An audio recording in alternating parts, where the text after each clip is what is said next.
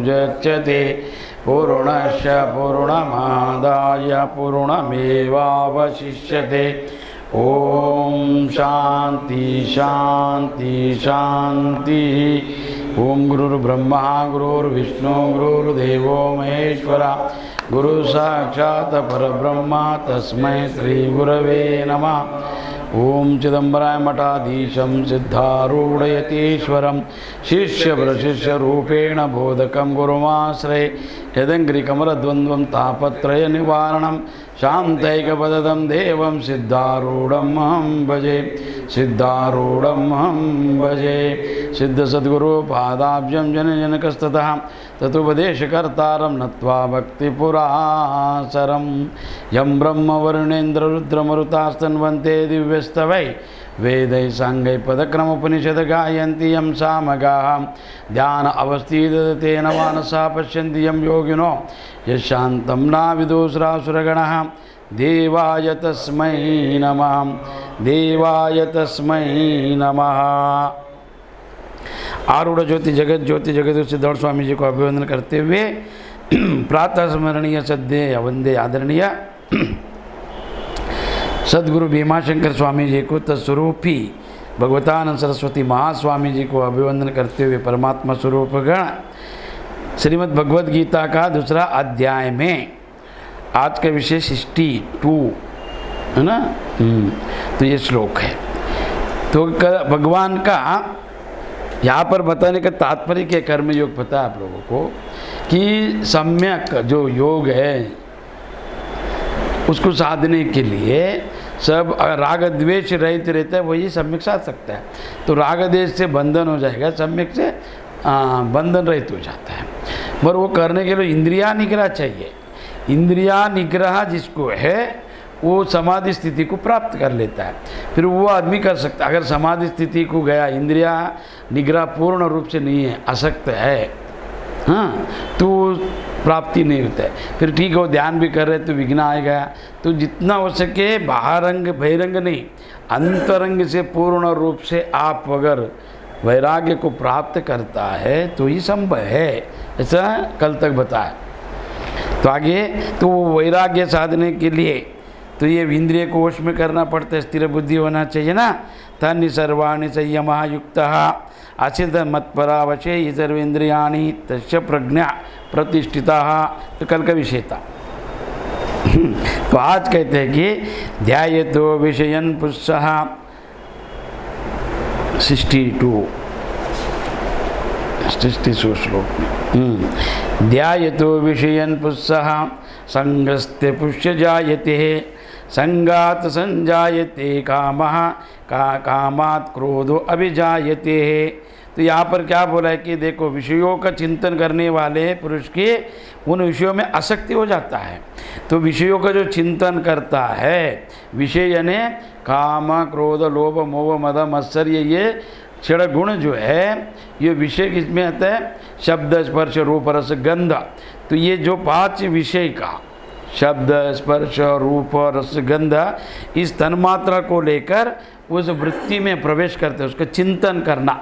विषयों का चिंतन करने वाले पुरुष की इन विषयों में आसक्ति हो जाता है, तो उसका जो चिंतन करता है मन तद्रूप हो जाता है। फिर उसका चिंतन करना, बुद्धि में आलोचना करना। तो इसके लिए मनु जो है एक राजा, मनुस्मृति जो लिखा है, तो मनु का अर्थ क्या है, जिसके पास मन है। और ब्रह्मा का मानस पुत्र, ऐसा 14 मनु हुए युग बनाने के लिए। तो ब्रह्मदेव सृष्टि करने के टाइम उनको बनाकर उनको सौंपा कि ये सब रचना करो, जैसा समाज को चाहिए परिवार को वैसा। तो उन्होंने वो नियम बनाया, उसमें कुछ अच्छा भी है बुरा भी। इसके लिए सब कोई स्तुति भी करते, कोई निंदा भी करते, उससे लेन देन नहीं। तो अपना विषय क्या, मनु का अर्थ क्या, मन। ये मनुष्य जाति का नाम किधर से है कि मनु के पुत्र है, तो मन के कारण, मनु के कारण मनुष्य बोला गया।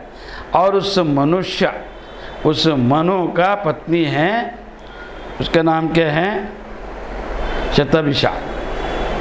शत यानी 100। तो 100 आलोचना जिसके पास रहता है, मन जिसके पास है तो 100 आलोचना आएगा, 1-2 नहीं। शतभिषेक का अर्थ क्या है, ये मन में जब चिंतन होता है, बुद्धि में अनेक आलोचना आता है।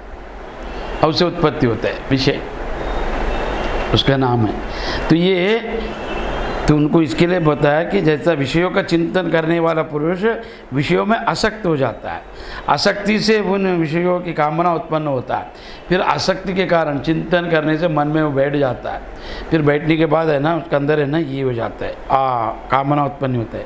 कामना का अर्थ इच्छा, काम यानी डायरेक्ट तुम शरीर के ऊपर मत जाओ, कोई भी काम बोलो तो सेक्स काम क्यों बोला है, शरीर ही काम है, दूसरा कोई काम नहीं है। तो ये पहला आप जान लो। तो शरीर से क्रिया करते हैं वो अलग विषय है, रति क्रिया संभोग, पर शरीर ही काम है। काम का अर्थ क्या, जो शरीर जिसमें जन्मा है इच्छा से, उसको ही काम बोला जाता है। काम यानी इच्छा, किसका इच्छा, किसी को पदवी का, किसी को प्रतिष्ठा, किसी को धन का, किसी को स्त्री का, किसी को भोजन का, किसी को निद्रा का, अनेक तरह का है काम। इसके लिए कामना उत्पन्न हो जाता है, और कामना में विघ्न पड़ने से क्रोध उत्पन्न होता है। और जब वो इच्छा करता है उसमें कोई अगर बीच में आया तो उसको क्या हो जाता है, उसको क्रोध आ जाता है कि मैंने अच्छा प्लान किया तो ये बीच में आया तो इसको देखो, तो उसको छोड़कर उसके पीछे लग जाता है। तो ये कामना जब करता है उसमें अगर कोई विघ्न आया तो विघ्न पड़ा या विघ्न लाया, विघ्न अगर आ गया तो उसका क्रोध उत्पन्न होता है, क्रोध।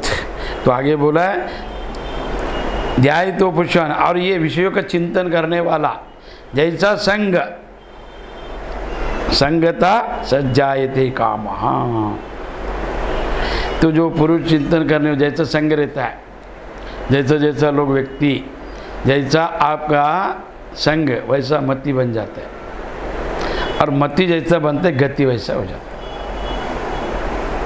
वो गति है।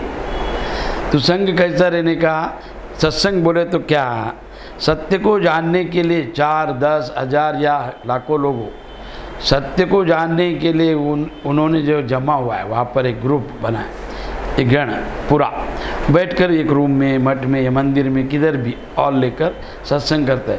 सत्संग का अर्थ क्या है, सत्संगत्वे निसंगत्वम, निसंगत्वे निर्मोहत्वम, निर्मोहत्वे निश्चला तत्वम, निश्चला तत्वे जीवनामुक्ति। सत्संग का हेतु क्या है, सत्संग यानी सत्य को जानने के लिए जो संग किया है, तो सत्संगत्वे निसंगत्वम, सत्संग जब जानता है सत्य को जानने के बाद वो निसंग हो जाते हैं संसार से।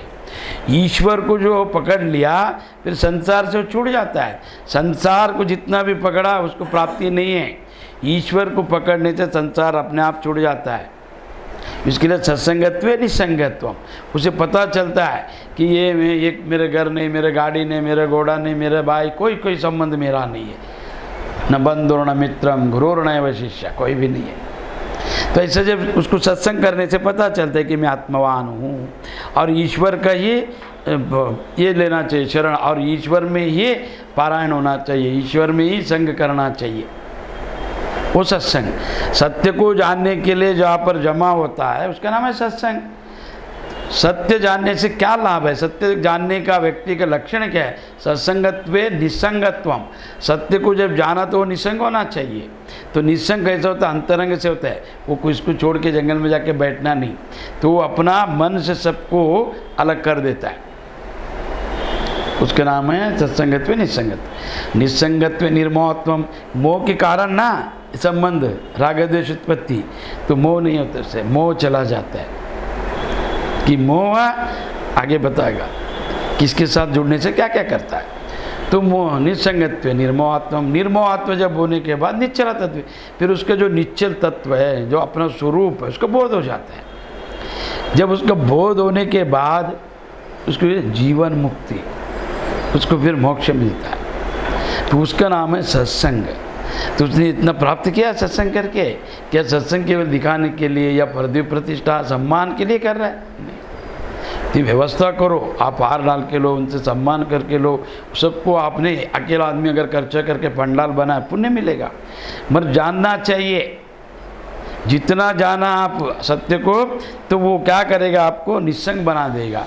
निस्संग का अर्थ क्या है, वियोग नहीं, अंदर से त्याग, अंदर से वृत्ति, उसको आसक्त जो है उसको अनासक्त बना देगा। विषयों में जो आसक्त है, इसके लिए ध्याय तो जो ध्यान करता है, चिंतन करता है किसका, जो विषयों का, उसमें आसक्त हो जाता है, वैसा बन जाता है। और विषयों का कामना उत्पन्न होता है उसमें, और कामना में विघ्न पड़ने पर क्रोध आता है। और वो जैसा संग किया संजायते कामः, तो उसका जैसा कामना रहता है, प्रत्येक का अलग अलग कामना है, तो वो कामना के अनुसार उसके अंदर विघ्न आया तो क्रोध आता है। और ये क्रोध आने का आगे बता है, क्रोधोद्भवति सम्मोह सम्मोह स्मृति भ्रमिः। देखो अगला श्लोक, क्रोधो संभवति सम्मोह सम्मोहवत स्मृति विभ्रमः स्मृति विभ्रशात बुद्धिनाशो बुद्धिनाशत प्राणनाशति। तो यहाँ पर लक्षण बताए, क्रोध अत्यंत मूढ़ भाव उत्पन्न हो जाता है। क्रोध में आदमी ना क्या नहीं करना चाहिए वो करता है। और ये क्रोध ही क्यों बोला है भगवान, काम क्रोध लोभ मोह ये सब क्यों नहीं बोला है। क्रोध जो सम्मोह, और जितना क्रोध सम्मोह आता है क्रोध से, क्रोध तक्षण सम्मोहित करता है। सम्मोहित यानी उसको बुद्धि को भ्रमित कर देता है, आलोचना मिटा देता है, विचार शक्ति घटा देता है, जो आया मैं बोल देगा वो। तो इसके लिए काम से अगर मोहित हो जाता है तो उसको समय नहीं दिखता है, या उसको है ना कुल गोत्र नहीं दिखते, संबंध नहीं दिखते उसे। काम से अगर मोहित हो गया, काम से मोहित होने वाला व्यक्ति को केवल काम दिखता है, बाकी कुछ नहीं दिखता है। काम से मोहित है। लोभ से मोहित व्यक्ति को केवल वो वस्तु पदार्थ दिखता है। लोभ से जो मोहित हो गया है उसको वो प्राप्त करना है, बस उसके लिए कुछ भी करेगा वो। काम क्रोध मोह से, अगर जो काम क्रोध लोभ मोह क्रोध से जिसको उत्पत्ति होता है वो क्या करेगा, वेदांतियों को, ज्ञानियों को, गुरुजनों को अपमान करेगा। और जिसका मोह से उत्पत्ति होता है फिर वो केवल अपना बेटे को बचाने के लिए दूसरों को मारेगा। कि ये मोह सम्मोह, तो क्रोधो भवति सम्मोह। तो सम्मोह यानी हिप्नोटाइजिंग, सम्मोह करना, उस व्यक्ति का बुद्धि को स्थिर करना। काम से भी होता है, मगर काम और एक देखो काम लोभ और तुम्हारा ये मोह ये अपने जगह है, उसका सीमित है, उसका व्यक्तिगत विषय है। तो क्रोध ऐसा नहीं है, क्रोध सामने वाले को हानि पहुंचाता है। इसके लिए यहाँ पर क्या बोला है, क्रोधो भवति सम्मोहः। काम संभव नहीं बोला है, पहला काम बोला, अभी क्या बोला, क्रोधो संभवति। क्रोध से उत्पत्ति होने वाला क्रोधोद्भवति, क्रोध से उत्पत्ति होने वाला सम्मोह।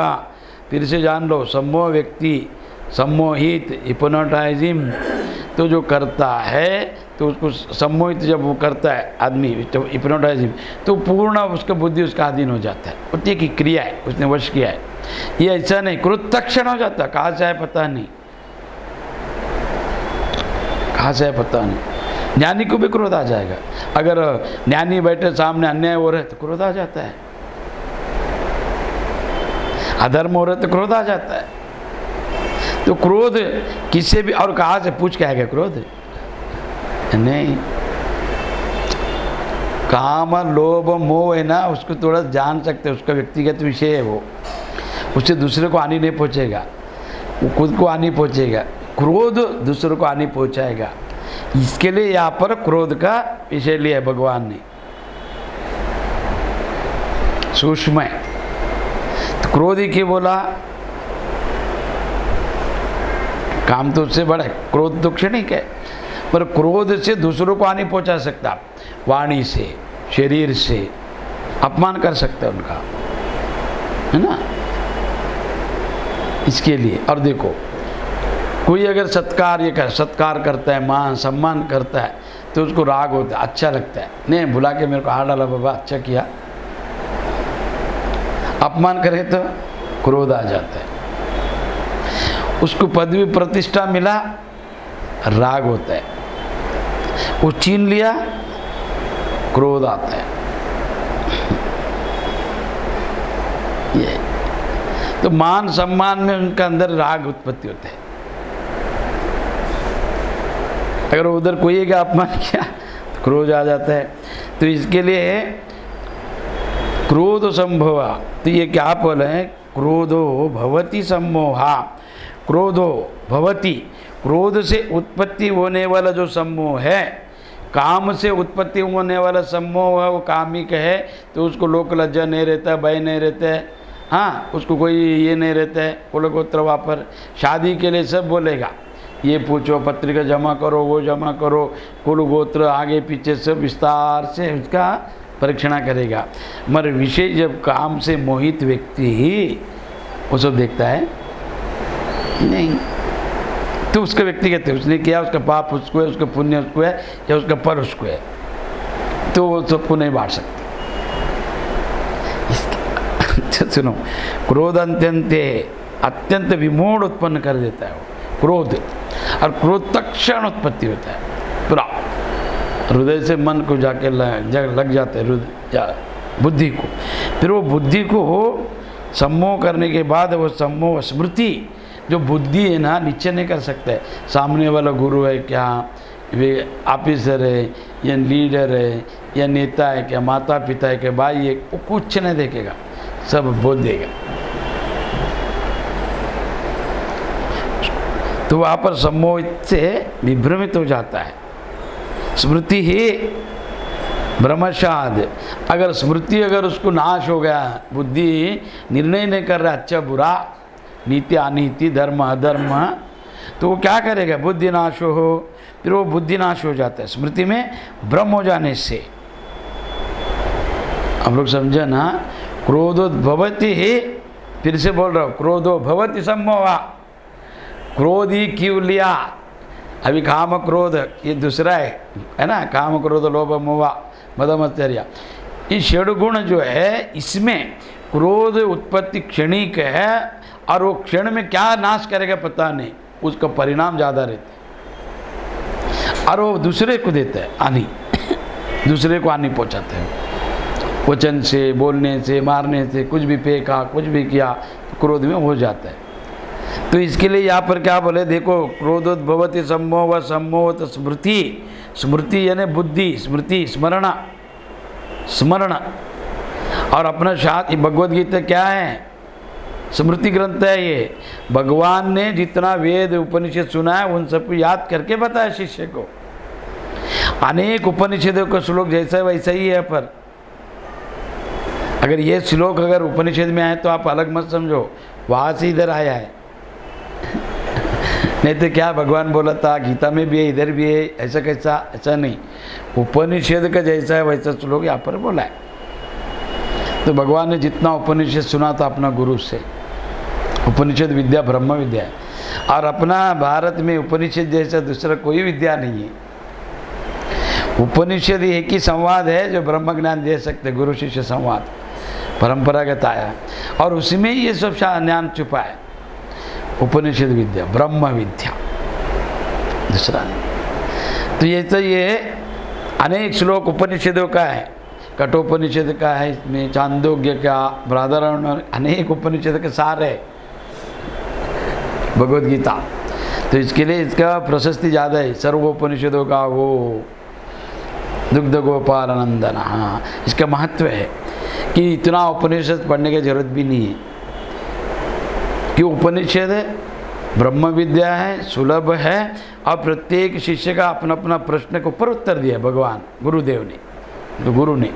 तो उपनिषद छोटा भी है, बड़ा भी है, बहुत बड़ा भी है। दशोपनिषद बहुत बड़ा है, 108 उपनिषद है, तो कोई 40 श्लोक है, कोई 50 है, 60 है, 200 है, तो बाकी का जो है 400, 500, 600 श्लोक तक है।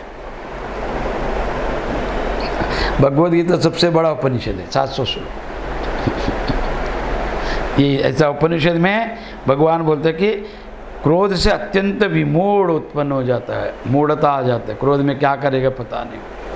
और उसका सम्मोह से क्रोध जब आता है, उत्पत्ति होता है, तो सामने वाले को अच्छा बुरा, और ये स्त्री पुरुष बालक वृद्ध, ये गुरु अज्ञा, कुछ नहीं दिखता। तो वो सम्मोहित होने का स्मृति जो है, उसका स्मरण शक्ति विभ्रमते, वो हिल जाता है पूरा बुद्धि। तो हिलने के बाद वो क्या होता है, उसको स्मृति ब्रह्मशदः। जैसा कोई ब्राह्मण है, पीता नहीं पर पी लिया ब्राह्मण, उसने मदिरा पान करने के बाद उसे पता नहीं लग रहा क्या है, वो अपने को शूद्र मान बैठा और उसको पहले भूत लगा है, पिया है उसमें, नहीं पीने वाला पिया है और पीने के बाद मदिरा पान किया और उसको भूत लगा है, उसका हालत क्या रहेगा?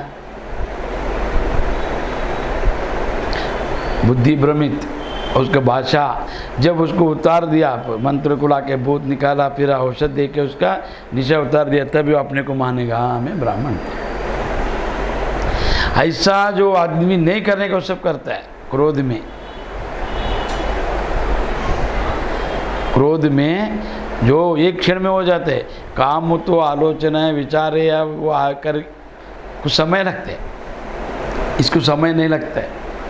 तो इसके लिए भगवान ने उस विषय को लिया है। तो बार बार मैं समझा रहा हूँ कि भगवान ने क्रोधी क्यों बोला। अगर ऐसा कोई प्रश्न किया तो क्रोध क्षणिक उत्पत्ति है और क्षणिक में नाश है, क्षणिक में नाश है, नाश भी करता है।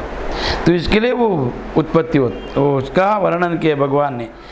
स्मृति में भ्रम हो जाने से बुद्धि, तो स्मृति जो है अपना भ्रमित हो जाता। अगर ध्यान किया तो बुद्धि बढ़ता है, विकसित होता है ध्यान करने से। और आपका 7 करोड़ ये बुद्धि 2 भाग में, चेतना चेतना चेतना का तो 10% चल रहा है, 90% बंद है।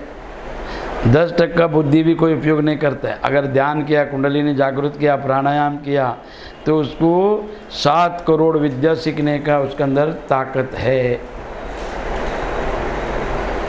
7 करोड़ विद्या, और वो सब ने कहा, वो काले अभी यही खाना पीना सोना ये 3 ही विशेष के बताए। सुबह उठ जाओ, काम पे जाओ, फिर शाम को नहा दो, खाना भोजन करो, वही बात वही व्यवहार, दूसरा नहीं। बस उसको लगता है यही परम कर्तव्य है, बस और कुछ भी नहीं। और इतना प्राणी पशु पक्षी घर के लिए, भोजन के लिए, मान सम्मान के लिए कोई किससे कुछ लेन देन नहीं उनको। अब मनुष्य को भी कोई किसको पूछता नहीं, मगर वो सबको दिखाता, आओ बुलाओ, कोई क्यों पूछेगा। ये सब पंडाल डालकर कार्य करने का अर्थ क्या है? कोई हमको देखे या हमको सम्मान करे, हमारा प्रचार हो, ये उद्देश्य। उसे क्या लेन देन है? ईश्वर को कुछ लेन देन नहीं। ईश्वर नित्य वस्तु है और हमेशा रहता है। ईश्वर का सन्निधि, ईश्वर का पारायण। तो यहाँ पर भगवान कहते हैं कि स्थित प्रज्ञ होने के लिए तुझे ये क्रोध से, काम से जीतना पड़ेगा। केवल तो इंद्रियों को सब जबरदस्ती करके अगर बैठ गया तो नहीं होगा, मन से होना चाहिए अर्जुन। ये क्रोध भी नाश कर सकता है, मोह भी, काम भी, लोभ भी। तो इसके लिए क्रोध को उन्होंने यहाँ पर ज़्यादा बताया। तो ब्रह्म जाने बुद्धि अर्थात ज्ञान शक्ति का नाश हो जाता है। बुद्धि में जो निश्चयात्मक है, बुद्धि निर्णय करने की शक्ति बुद्धि में है, तो ज्ञान शक्ति नाश हो जाता है उसका। और बुद्धि का नाश हो जाने से ज्ञान शक्ति नाश हो जाता है और बुद्धि का भी नाश हो जाता है। वो क्या कर बैठते उसे पता नहीं, फिर वो उसके लिए वो पुरुष अपना स्थिति से गिर जाता है। पहला ही उसको क्रोध आया, क्रोध में जो विचार ही नहीं किया, ज्ञान शक्ति समाप्त। और ज्ञान शक्ति समाप्त होने के कारण बुद्धि भी उसका विचलित होने के कारण बुद्धि भी उसका समाप्त हो जाता है और वो कर्म करके नीचे गिर जाता है। तो इसके लिए तो यहाँ पर क्या बोला है? राग द्वेष युक्तस्तु इंद्रियाणींद्रियरक्षणा आत्मवैश्वेदेयात्मा प्रसादम अधिगच्छति। परंतु अपने अधीन किए हुए अंतकरण वाला जो आदमी अपना अधीन किया अंतकरण को, अंतकरण के मन बुद्धि चित्त अहंकार, ये 4। अभी देखो पहला क्या बोला यहाँ पर? क्रोध है। क्रोध किधर आता है? बुद्धि में। बुद्धि किस में है? मन बुद्धि चित्त अहंकार में, अंतकरण में बुद्धि। अपना शास्त्र मन ज़्यादा अंतःकरण को प्रशस्ति दिया है कि वो स्थूल शरीर जो है भौतिक शरीर है, स्थूल शरीर है, प्राकृतिक है और वो दिखता है, वो नाश होता है। सूक्ष्म शरीर ही जन्म का कारण बनता है। इसके लिए मनो एव मनुष्यनम कारणम बंध मोक्षया, अंदर से जो उत्पत्ति होता है वही वास्तविक है, बाहर से जो जाता है वह अवास्तविक है। अंदर से जो आया है, अंदर से जो भी क्रिया रूप से होता है बाहर, वो चित्र प्रकट हो जाता है, याद रखो। और ये जितना भी बाहर के तुम अंदर ले लिया समाप्त हो जाता है। और ईश्वर का हमेशा कोई भी जगत में किसी का भी पारायण मत हो, ईश्वर पारायण होना चाहिए। क्यों कि ईश्वर तुम्हारा अंदर है, चैतन्य रूप से आत्मा जन्म से ये देह तक और देह से पहला और देह जाने के बाद भी है, वही वास्तविक है। उससे अगर संबंध बनाए तो जगत का कुछ भी नहीं है। जगत क्या है? प्रत्येक व्यक्ति अपने से अलग है, प्रत्येक व्यक्ति का वृत्ति अलग है, नाम अलग है, गोत्र अलग है, आचरण अलग है, विचार अलग है। प्रत्येक व्यक्ति अपना अपना करता है। कौन किसको पकड़ा है और क्यों पकड़ना चाहिए? क्या मिलेगा? जितना तुम जगत को पकड़ेगा वो छूट जाएगा हाथ से, कि वो छूटा हुआ है, केवल आपके मन ने पकड़ा है। मैं इतना बना है, उतना बना है, कोई घर किसको पकड़ा नहीं है। तुम अगर ताला मार के आया, अगर घर अगर तुम आपको पकड़ता तो वो सब सामान, जितना सामान रखा है ना, संभालता था ना नहीं संभाल सकते, इसके लिए ताला मार के आना पड़ता। इतना सिंपल है, और क्या है, सुलभ है। तो आपने उसको मालिक है, तो मालिकियत अपनाओ। ये जितना भी है गुलामी या शूद्रता, बुद्धि, आलोचना छोड़ दो। तो मालिकियत कभी आएगा? ज्ञान से आएगा। ज्ञान कब आएगा? अंतःकरण को अपना अधीन करो, मन बुद्धि चित्त अहंकार। तो इसके लिए बोला है कि अधीन किया हुआ अंतःकरण वाला, तो ईश्वर का पारायण हो जाओ। ईश्वर में पारायण है, वही वास्तविक मनुष्य है, उसका जन्म सार्थक है। वही इस भूमि में जन्म लेकर उद्धार होता है, उद्धार करता है। ये खाली औरत बाल बच्चा वो सबको है, प्रारब्ध है, तुमने किया है, हो जाएगा। जन्म है, माता पिता कुल गोत्र गुरु, ये जो सब है ईश्वर का देन है, मोक्ष। और ये आपका ये शादी विवाह बच्चा पैदा करना उनको संबंध नहीं है, आपका विचार है, आपने चुना है। तो इसके लिए ये जितना जगत को अपनाएगा, तो जगत क्या है? दृश्य रूप है, अनाशवान है। वो आज है कल ऐसा नहीं है। अभी राम समुद्र हमारे मठ के सामने बहुत बड़ा बड़ा बिल्डिंग था, रोड बेंडिंग में नेशनल हाईवे रोड आया तो सब तोड़ दिया। वो बैंक नहीं दिख रहा, स्कूल नहीं दिख रहे, पर आकाश है ना, पंचमहाभूत है ना, वो किधर गया है? और दूसरा बनाएगा। तुम्हारा अकाउंट में मैं गया वहाँ पर अकाउंट खोलने को, किधर है बैंक? अकाउंट ही नहीं है इसका। अकाउंट बनाओ, तो गुरु से तुम अकाउंट बना के लेगा तो तुम्हारा सार्थक हो जाएगा। वो अकाउंट बनाए काली है, इसमें लेन देन ही नहीं है, बैंक से संबंध ही नहीं किया है उसने, तो कैसा आएगा पुण्य? तो इसके लिए यहाँ पर बोला है क्रोधो राग द्वेष वियुक्तस्थो। तो राग द्वेष पर अपने अधीन किया हुआ अंतकरण वाला, अंतकरण को अधीन करना चाहिए। मन बुद्धि चित्त अहंकार। मन तो क्या है? संकल्प विकल्प का नाम मन है। मन कोई देखा नहीं है, मन महाभावना है। मन कभी बनता है मालूम है? आपका भोजन करने के बाद उसका 3 विभाग होता है। पहला स्थूल विभाग मलमूत्र, मध्यम जो है रक्त सप्त धातु, और जो बचा हुआ है 2 मलम, ये सब मलमूत्र सब होने के बाद रक्त शुक्ल शोणित वीर ये सब बनने के बाद उसका ऊपर जो वासना रूप तरंग बनता है वो है मन। इसके लिए उपाद में भोजन नहीं करने का, क्यों? मन अगर प्रादुर्भाव है तो ध्यान नहीं कर सकते, जप नहीं कर सकते, तप नहीं कर सकते। उपवास का अर्थ मारने के लिए नहीं, खुद को मार के लेने के लिए उपवास नहीं करने का। इतना उपवास भी नहीं करने का महावीर को जैसा पेट के बीमारी आया मर गया, ऐसा नहीं। शरीर भी टिकना चाहिए और साधना भी होना चाहिए।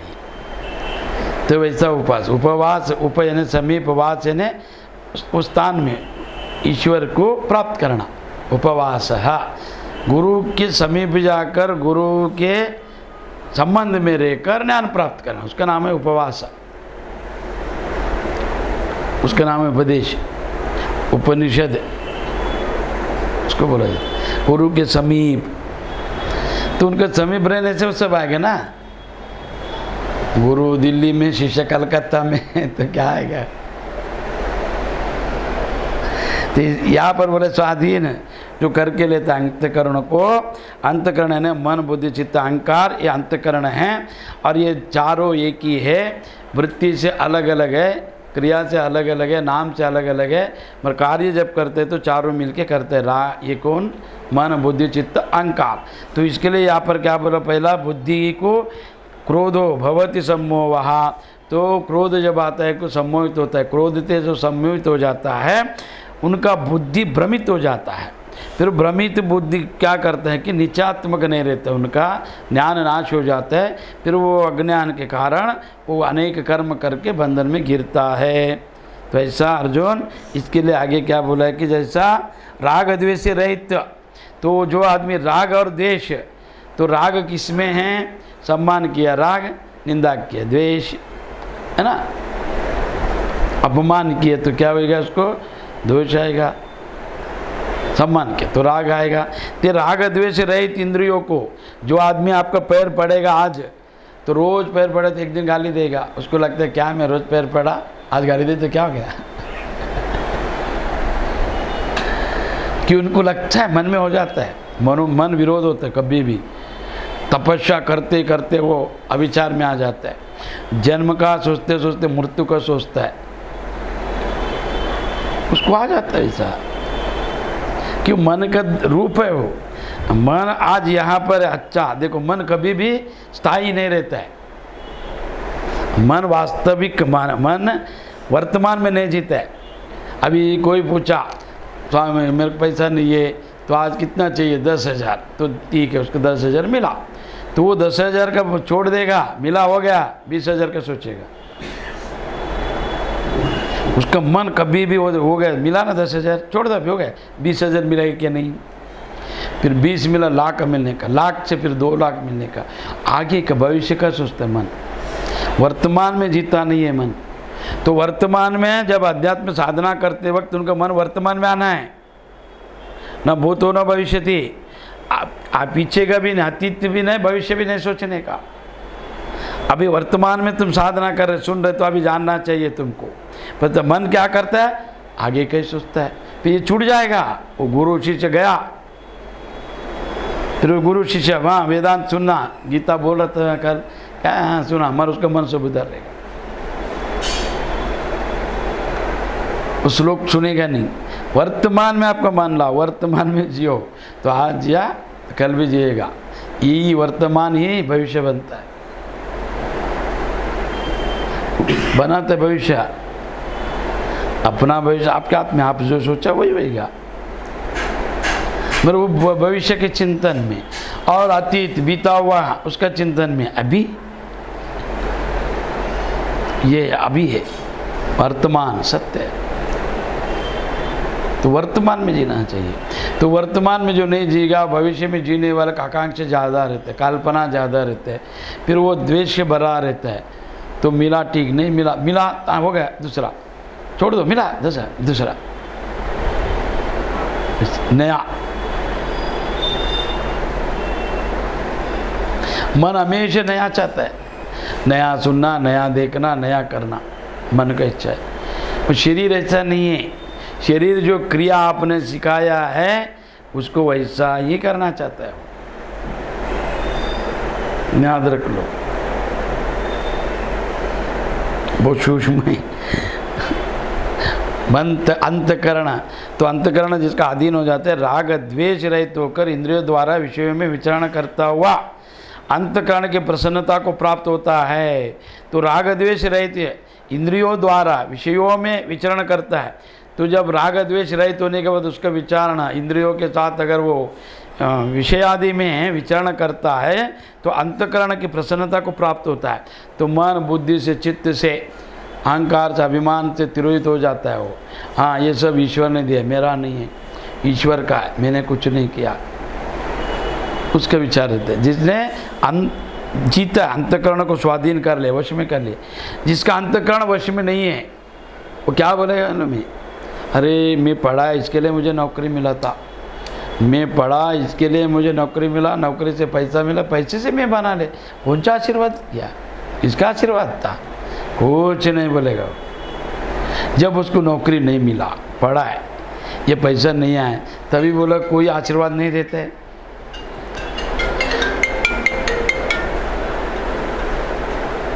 तो वो बोलेगा तो कोई आशीर्वाद नहीं देता है। कैसा गुरु लोग है, कैसा भगवान है। ये भगवान का ऐसा रहता है, हम लोग क्या किया था, जब था तुम क्या किया था और अभी क्या करेगा तुम। तो इसके लिए वो क्या करता है फिर इसके बाद, तो इंद्रिया जिसका अधीन हो जाता है, अंतकरण जिसका अधीन है, उसका आचरण कैसा रहता है, ये सब मेरा नहीं है, ईश्वर का है। तो अपना बल बुद्धि भी उपयोग करके वो ये करता है कि ईश्वर का ऐसा मेरा नहीं है। तो अभिमान नहीं आते उसमें, अभिमान नहीं होता उसमें, अंदर अभिमान शून्य हो जाता है वो। और जिसका अंतकरण वश नहीं है तो वो उसका वो क्या बोलेगा, मेरा बुद्धि, मेरा बल, मेरा युक्ति, मेरा कर्म से मैंने प्राप्त किया है, मेरा है। तो कर्तृत्व बुद्धि आ गया, भोग का बुद्धि आएगा। कर्तृत्व भोक्तत्व का बुद्धि जब आता है उसके अंदर तो राग देश उत्पत्ति होता है। अंतकरण जिसका स्वाधीन है बोलेगा नहीं, सब गुरु जी का आशीर्वाद है, आप ही पढ़ा रहेगा, किया है आपने कर्म, आपका स्व प्रयत्न है, मगर ये मेरा नहीं, ये सब ईश्वर का है।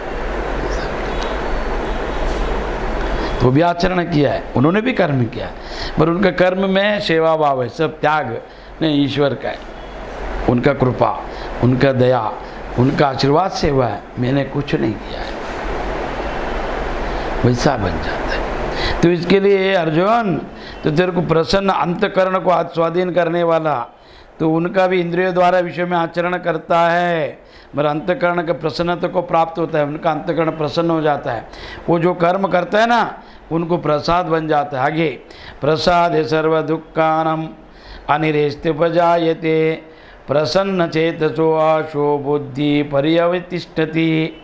अंतकरण की प्रसन्नता होने पर उसके संपूर्ण दुखों का अभाव हो जाता है, फिर कोई दुख नहीं रहता है। मैं और मेरा बोले तो दुख है ना, मैंने किया तो भोगो, अहंकार आ गया। अंतकरण में क्या है, मन बुद्धि चित्त अहंकार है। तो मैंने किया, तो कभी भी स्व प्रयत्न रहेगा, स्वबुद्धि रहेगा, स्वकर्म रहेगा, मगर उसका फल जब भी मिलता है तो अर्पण कर देना चाहिए। क्यों? अभिमान नहीं आएगा, अहंकार नहीं आएगा, अहंकार घटेगा, मोह घटेगा। तो इसके लिए बारंबार नमस्कार करना चाहिए। ये धर्मनिरपेक्षता क्या है? अगर धर्म नहीं रहेगा तुम किसको मानेगा, किसको नहीं मानेगा? तो माता पिता गुरुजनों को नमस्कार करने का भाव नहीं, वो पुत्र है, वो शिष्य है, कैसा शिष्य है। तो भावना रहना चाहिए कि अच्छा व्यक्ति अगर है उसको नमस्कार करने को मन लगे, कोई नहीं बोलना चाहिए, बिन बोले वो झुक जाएगा। तो वैसा गुरु और शिष्य लोग बनना चाहिए, वैसा पुत्र पिता बनना चाहिए समाज कल्याण के लिए। ऐसा नहीं है बस सब डर, किससे डरते पता नहीं, क्यों डर है, क्या है शब्दों का राशि और क्या है यहाँ पर अच्छा बुरा क्या है, शब्द का राशि है। मन में लिया तो दुख होएगा, मन में नहीं लिया तो दुख नहीं होएगा। अंतकरण की प्रसन्नता होने पर इसके संपूर्ण दुखों का अभाव हो जाता है। और अंतकरण प्रसन्न होने का कार्य करो, मन प्रसन्न होना चाहिए, तो रिद्धि और सिद्धि का कारण बनता है। मन प्रसन्न रहेगा, ध्यान करो। मन प्रसन्न है, पूजा पाठ हवन यज्ञ आदि करो, कर्म करो, कोई भी काम प्रसन्न से करो, शीघ्र फल देगा। रोते हुए आलोचना करते मत करो। ध्यान कभी भी रोते नहीं करने का, वो दुख नहीं। अपना कोई अपना धर्म है ना, उत्सव है, प्रसन्न भाव से उत्सव है ये रोते हुए धर्म नहीं अपना।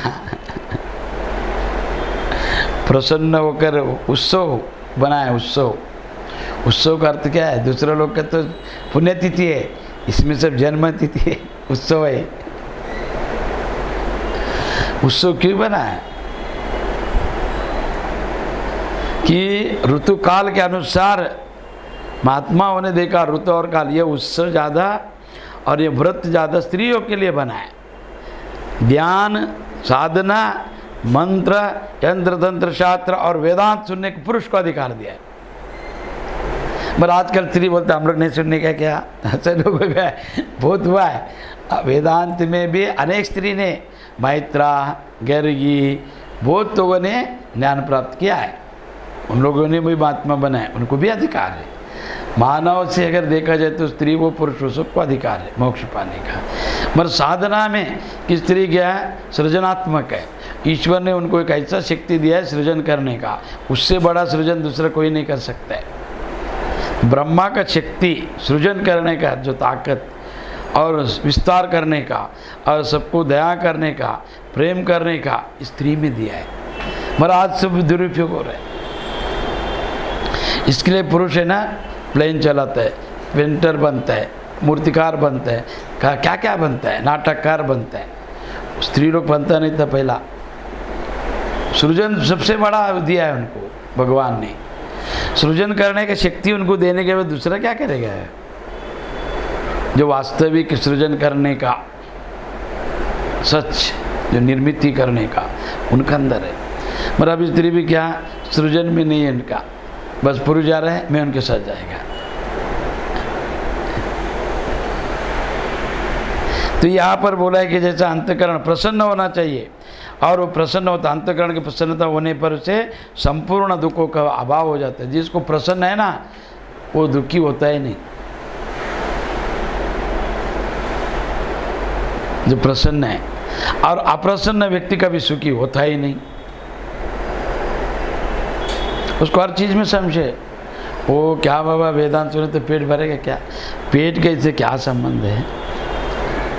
इससे बुद्धि भरेगा, पेट नहीं भरेगा। पेट भरने के लिए तुम काम करो, या व्यापार करो, व्यवसाय करो, मांगो, उससे पेट भरेगा। हाँ, पेट भरने के बाद तुम बैठ के सुन सकता है, मगर अच्छा सुना जागृत में ठीक है, वहाँ पर आके सो गए तो क्या करेंगे? ज्ञान व्यर्थ हो जाता है। तो इसके लिए यहाँ पर बोला है कि दुखों का अभाव हो जाता है, और उस प्रसन्न चित्त वाले कर्मयोगी की बुद्धि शीघ्र सब ओर से हटकर परमात्मा में भली बात स्थिर हो जाता है। तो वो सर्वसुखी जो है वो परमात्मा को चाह सकता है, परमात्मा में स्थिर हो सकता है। इसके लिए संपन्नवान रहना चाहिए। अपना कृष्ण परमात्मा अपना गुरु को संपन्नवान बनाए। संदीप ने क्यों किधर जाने नहीं दिया, मांगने नहीं दिया, किधर नहीं जाने का, संपन्न सब दे दिया गुरु। तो गुरु पराधीन नहीं रहने का, तो वो स्वतंत्र रहता है। अगर कुछ मांगने में पराधीनता रहेगा तो वो फिर वो ज्ञान भी जैसा ये द्रोणाचार्य, कृपाचार्य, भीष्माचार्य के जैसे हो जाएगा। तो गुरु स्वतंत्र रहना चाहिए, कोई जात से, कोई धर्म से, कोई व्यक्ति से बांधे नहीं हो, कोई समाज से। तो स्वतंत्र बोल सकते हो निर्भय होकर, कि उनके पास सर्वसंपन्न रहेगा तो ही बोल सकता है, अन्यथा फिर उनको नाश करेंगे लोग। इसके लिए तो स्वतंत्र रहना चाहिए गुरु, और सर्वसंपन्न रहने का। तो वो परमात्मा में जो रोता है, दरिद्रता है, वो क्या ध्यान करेगा? वो तपस्या करके, तपस्या कभी करेगा दारिद्र नष्ट होने के लिए, तो वैराग्य आ जाएगा उसमें, ठीक है। मगर वो जो आदमी पूर्ण प्राप्त है, फिर वो शीघ्र परमात्मा को प्राप्त कर लेता है, शीघ्र। मगर उसके पास नहीं है, कुछ भी देगा क्या? और वो जिसके पास नहीं है वो ज़्यादा बोलेगा, मेरे पास रहता तो सब देता था बोलेगा, वो कुछ भी नहीं देगा। वो क्यों नहीं देगा? जिसके पास पहले से नहीं था, आने के बाद उसमें मोह हो जाता है, फिर वो वस्तु छूट जाएगा या मेरा ख़त्म हो जाएगा, दान करने से मेरा धन नष्ट हो जाएगा, फिर मिलेगा कि नहीं मिलेगा पता नहीं, तो उसके लिए वो दान भी नहीं करेगा, सब झूठ बोलता है। मेरे पास आएगा सब दे देगा बोलेगा, तो समझना चाहिए वो कुछ नहीं देने वाला है। क्यों? वो व्यक्ति का वृत्ति है। अगर आपके पास 1 रुपया है, उसमें पहला कैसा खर्चा करने का, 25 पैसा 20% घर पे, 20 आरोग्य के लिए, 20 बिजनेस के लिए आगे के लिए, और 20 है ना अपने लिए, 20 दान करने का, 5 विवाह करने का, उसका ऐसा रहता है। मगर वो ऐसा नहीं करेगा। तो इसके लिए यहाँ पर क्या बोला भगवान ने, तो जो आदमी प्रसन्न चित्त होता है, कर्मयोगी बुद्धि शीघ्र ही सब ओर से हटकर, तो वो कर्मयोगी प्रसन्न चित्त वाला कर्मयोगी की बुद्धि शीघ्र ही, तो जो प्रसन्न चित्त है, तो प्रसन्न मतलब कि अंतःकरण से जो प्रफुल्ल है, जिसको कोई आदि व्याधि बाधा नहीं है, फिर उसका मन है उसे ईश्वर में परमात्मा भली बात स्थिर हो जाता है। तो भली बात स्थिर हो जाते हैं। अभी समझो, अभी ध्यान करो बोला, उसकी कमर दुख रहा है, ये बुखार आया है, ये भूख लगे, वो कैसे ध्यान करेगा? नहीं कर सकता है।